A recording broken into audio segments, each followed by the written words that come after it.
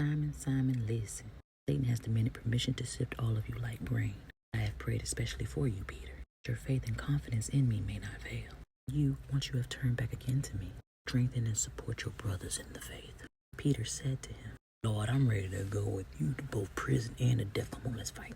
Jesus said, I say to you, Peter, before the rooster crows today, you will utterly deny me 3 times that you know me. That's my little Caribbean accent.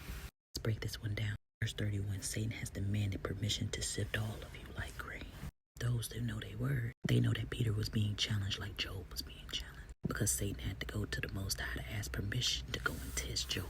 Sifting like grain. There's all types of grains, but where my mind went was specifically to the wheat. Refer back over here to the parable of wheats and the tares in Matthew chapter 25. It said that an enemy has come and sowed weeds amongst the wheat, bad things amongst good things. And they allowed both the weed and the wheat to grow up together so that they can separate the bad from the good.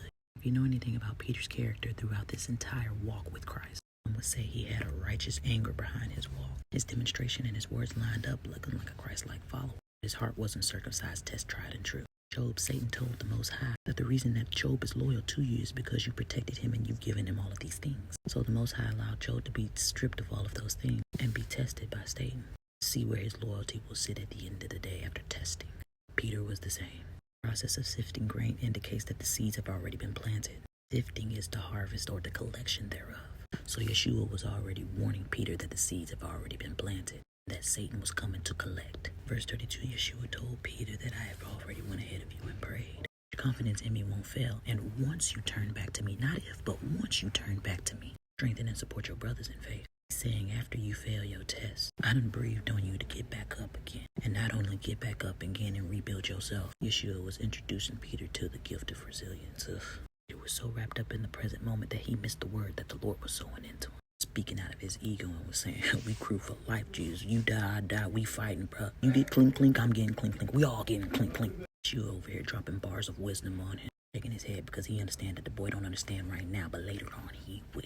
And the seed for him to bounce back to the words that Yeshua was giving him in that moment was the last verse. For the rooster crow, you're going to deny me 3 times. When we move over there to Matthew chapter 26, everything was going so fast. He was not in tune with his spirit, but was in tune with his flesh. The people came around him talking about, bro, you know Jesus. Fear and distraction, he denied Jesus 3 times. And the rooster crow was a sign of what Jesus told him prior to that moment ever happening.